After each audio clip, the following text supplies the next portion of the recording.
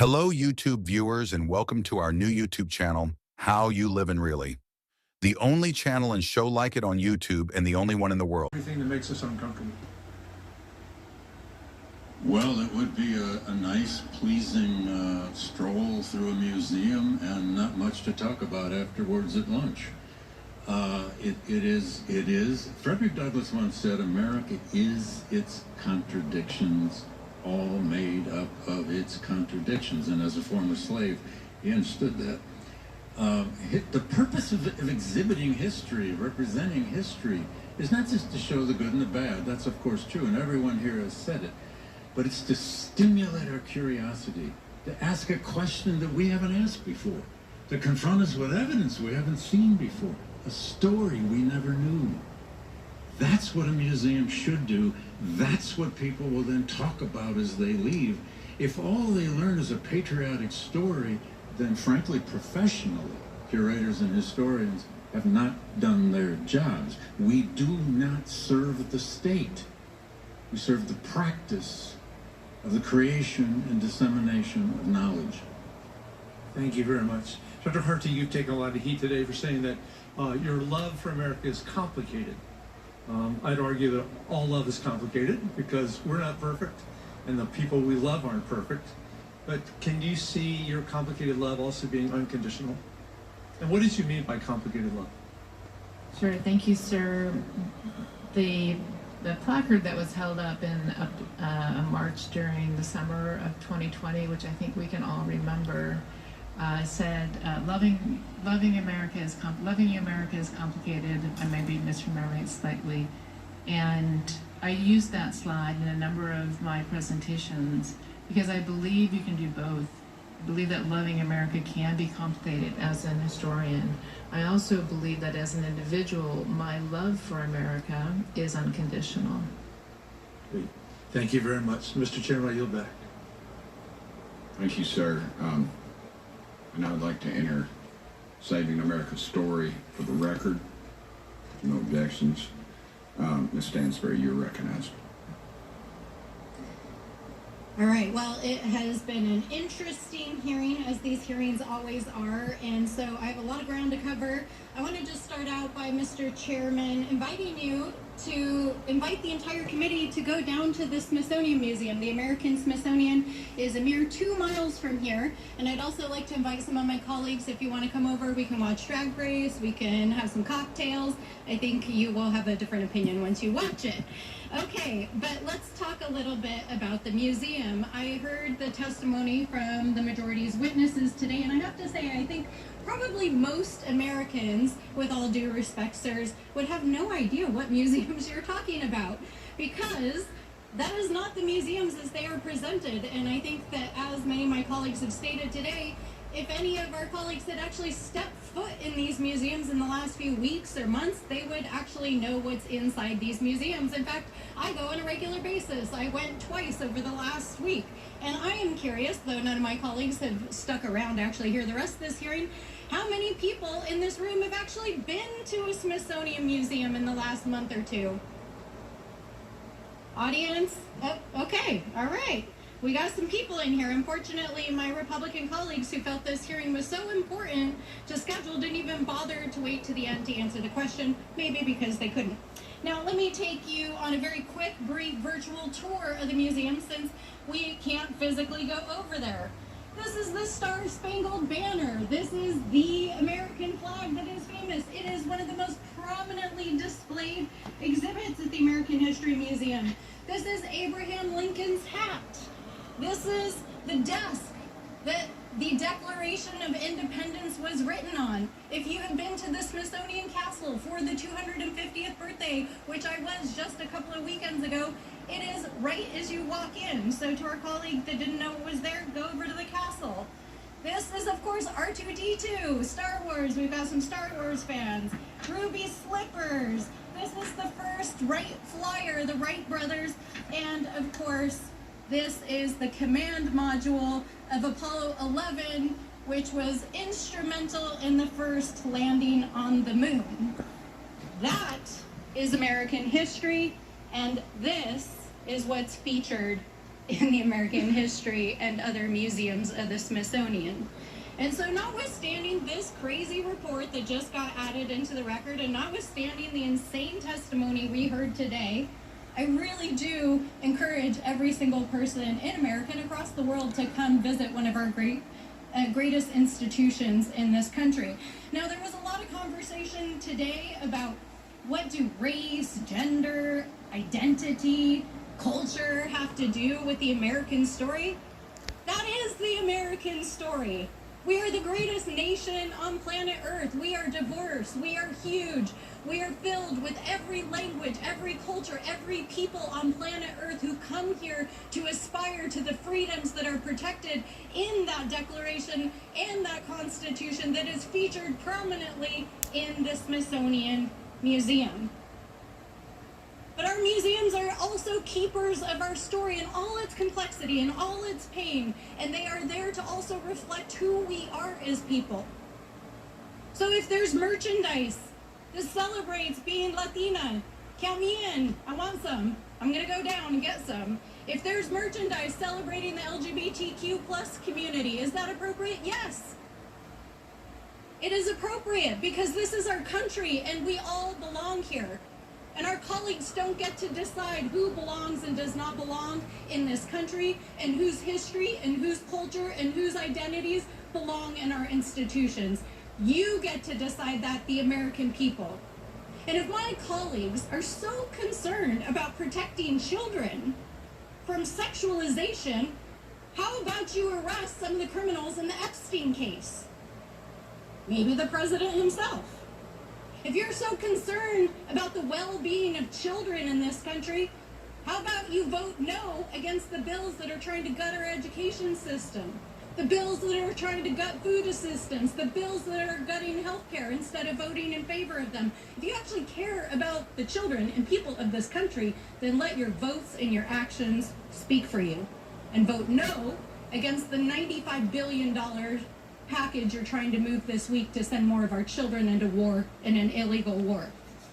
Now, we don't have time to close out this hearing with a proper closing, but I just want to say to my colleagues who came to share their stories, their hopes, their dreams, and the importance of these institutions, and to all of the American people out there, we will fight for the independence of the Smithsonian, and we will not go back. Period. Thank you. Co-chair, recognize Ms. Bobert from Colorado. Thank you, Mr. Chairman. Director Hartig, you've said that history is a prime tool of social justice, and that the museum works to reframe the traditional celebratory narrative of U.S. history. Isn't that just a polished way of saying that you intend to use a taxpayer-funded national museum to push a racial narrative that divides Americans by their skin color and by guilt? Good morning, ma'am, and thank you for the questions. I have said in a number of my talks that I grow, I think, increasingly confident that history can be a tool. So you're using taxpayer-funded dollars to divide our country by racism and guilt? No, ma'am. I'm using the power of Madam Director, you changed the museum's mission away from preserving and presenting American history toward empowering people to create a more just and compassionate future.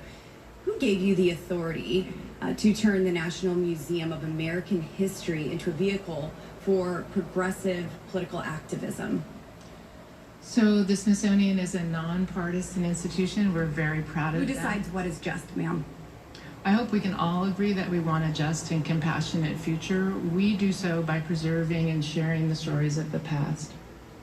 And are you rewriting that history? Or No, ma'am. No. So you are the one who is over all of this. You are the director, and it seems that you have the authority to decide what is just and what is compassionate. What about the tens of millions of aborted babies, the babies that have been killed in America? Where's the justice and the compassion for them? Ma'am, I believe in a just and compassionate future. Is it just and compassionate to abort tens of millions of babies? I'm not here at this hearing to discuss that. Where's their history? I am not here at this hearing to discuss that. Is that not a part of our American history? Did that not happen? Or is it only what you care about? Is it only the issues that you care about and you being cushioned by white privilege and being propped up by your whiteness, as you claim? I'm paraphrasing. Is that what you care about? Just racism and making people feel guilty? No, ma'am. I care about the full richness of the American past. Since 1776, there's an estimated 3 billion people who have been here. So it is an honor of my life. There's over 50 million babies that have been aborted. It's the honor of my American. life to do my best to tell the American. Director, you've said that loving America is very complicated. Is it complicated to love your country? I love my country unconditionally, ma'am.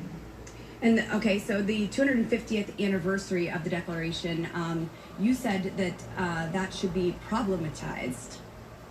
Yes, I did, and when historians use that, it means to add new stories. What about when you think use about it different ways? Pardon me, What ma'am? about when you use it, Director? When I use it, I mean to add new stories and think of new objects to tell the American story in all its richness since 17. But you're not going to include the babies that were killed? We can't think of those stories, those new stories to share with American people?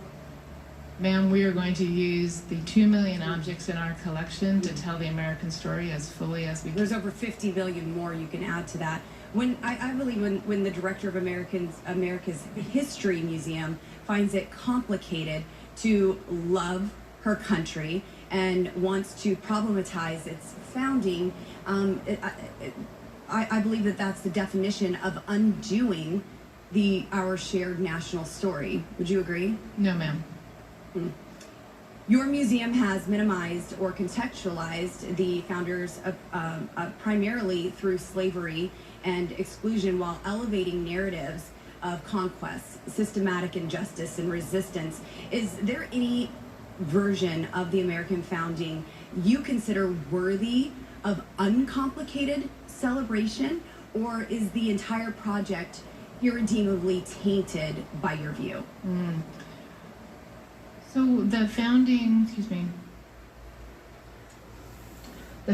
era of the nation occupies 25,000 square feet in our museum. So I'm incredibly proud that we tell the stories of the founding. Is there any part of it that is uncomplicated, or Well, some of it's can incredibly we celebrate without complications? Absolutely, ma'am. Okay. Time's up. Mr. Chair, Thank you, Mr. Chairman. ask for unanimous consent.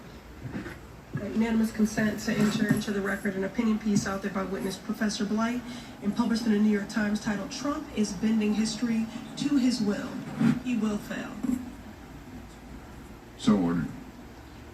This time, I've been advised not to do this, but I'm going to do it because he's my friend. Without objection, Mr. Jackson from Illinois is waived on the subcommittee for the purposes of questioning the witnesses at today's hearing. Thank you, the Honorable Chairman, Mr. Tim Burchett, my friend. Thank you, Ms. Stansberry, and all the panelists that have come today. I have enormous concern about what is happening with the museum structure, particularly under the Trump administration. History is not something that All right, we do need to pull away from this because we are up against the clock for our first commercial break of this hour. But this is a hearing looking at the Smithsonian Institute's Museum of American History, the National American History Museum in Washington. Interesting, they went to a break while the nigga was on. The black person just came on. Y'all ain't shit. You're racist and you're going straight to hell if you don't repent. Using left-wing narratives. Now, We ain't tolerating this shit no more from any of you evil people. Trying to rewrite history. So definitely a fiery hearing, and this is the Oversight Committee, the DOJ subcommittee that they have. Yeah, let's not listen to the nigga, right? Let's go to break. I'm Ryan Schmelz. You're watching live now from Fox. It's great to be with you for the next couple of hours. Let's get our first commercial break in of the hour. We're back in just 2 minutes. Stay with us. Unbelievable. to the American narrative. Dr. Blight, I'll leave you with any last words. Well, I'd only add to that no less than Lonnie Bunch himself. I turn it back on. and they show the black man, and every chance he gets we don't hear with the support really nothing he that he says. needs. Thank you, Dr. Blight. My dear friend, Dr. Tim Burchett, thank you so much for your generosity in letting me share a few minutes. Don't gavel me out. I would appreciate it See, so much. we didn't hear anything the Mr. black Tim man Burchett. said. You're They put it welcome, on Chairman commercial. Jackson. In closing, I want to thank our witnesses. How is that not for their racist? testimony. We didn't hear his Without testimony objection, all members have because 5 y'all minutes went to to commercial engage on the with black their man. materials and But let all the white questions people for talk. witnesses, which will be forwarded to the witnesses. If there is no further business, without objection, the subcommittee stands adjourned. Don't miss this. Don't miss that. The black man wants to talk, and they went to commercial, and we didn't hear nothing he asked.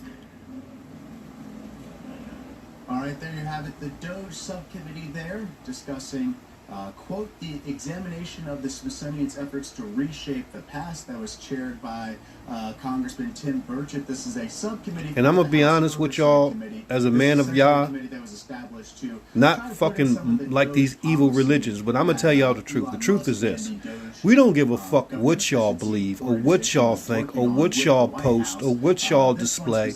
We don't give a fuck.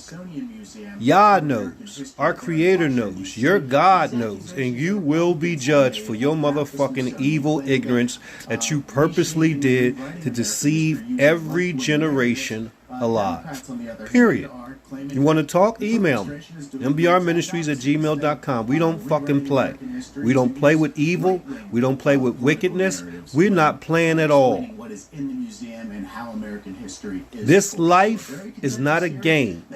It's a gift. Over the top, but we did see some pretty harsh questioning coming from Lauren Boebert, the congresswoman from Colorado, who's been here on Live Now from Fox, as well as some other members there, including Melanie Stansbury, who is the ranking member, aka the top Democrat on that respective committee. We have a lot of things we're covering here at Live Now from Fox, as we saw with Capitol Hill, and as we mentioned right before our last commercial break, that the House is expected to vote this week on the framework for President Trump's budget resolution that would have money, billions of dollars for the conflict in Iran. Billions of dollars to murder people, but you can't spend the same amount of money to help people and to serve people.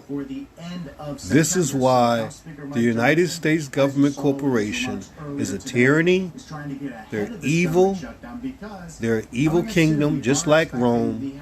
And just like Rome fell, they will fall too. And pretty much Congress will be out for the entire month of August.